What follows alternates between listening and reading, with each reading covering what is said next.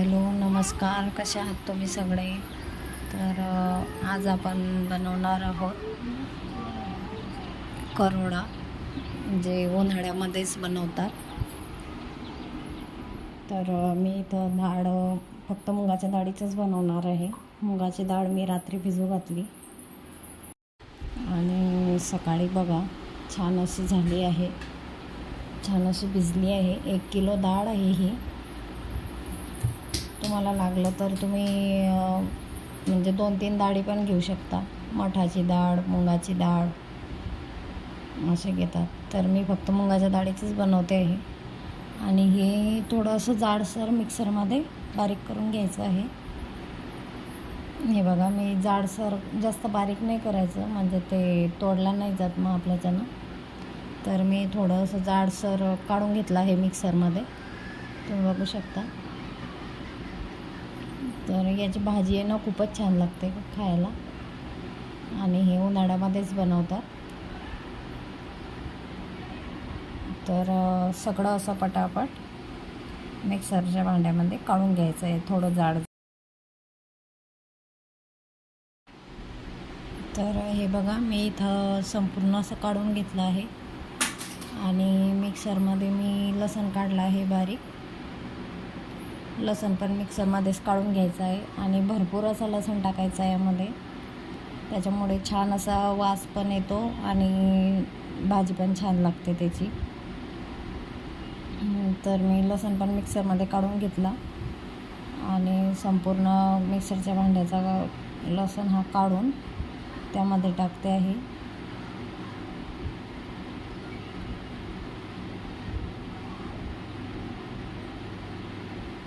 तर यामध्ये टाकायला आहे ना कोथिंबीर पण भरपूर पाहिजे, म्हणजे खूप सारा कोथिंबीर टाकला तरच हे छान लागतात. यामध्ये तुम्ही मठाची डाळ आणि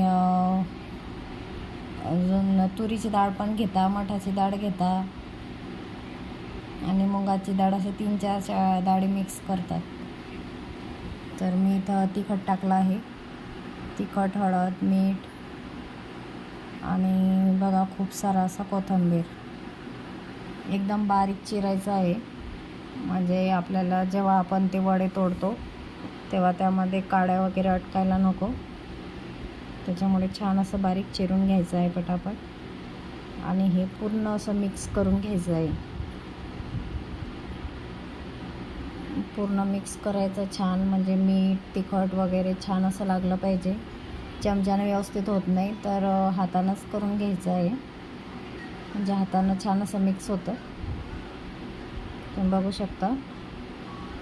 आणि डाळ आहे ना पाणी टाकून नाही काढायची. पाणी टाकून काढले तर मग ते बॅटर जास्त पातळ होऊन जातं. आपल्याला जास्त पातळ नाही पाहिजे, तसंच काढायचं बिन पाण्याचं, तर मग ते छान होतं. म्हणजे जास्त पातळ पण होत नाही आणि जास्त घट्ट पण होत नाही.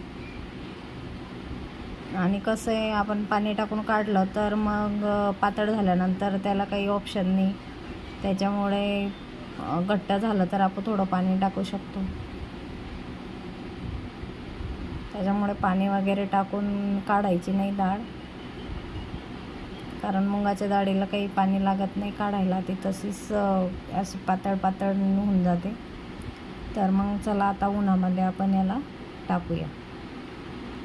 तर बघा, आपण उन्हामध्ये आलो आहे, आणि मी इथं एक ओढणी घेतली आहे कॉटनची.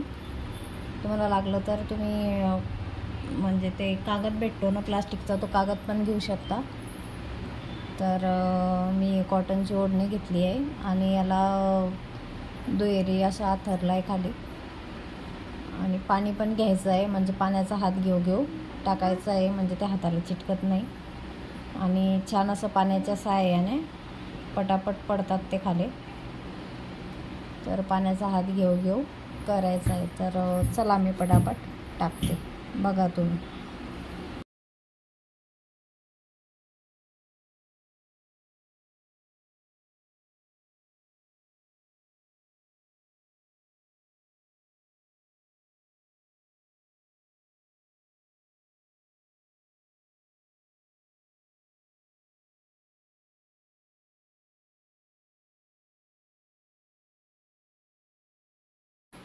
तर इथं बघा ते पण टाकू लागत आहेत मला, कारण ऊन भरपूर होतं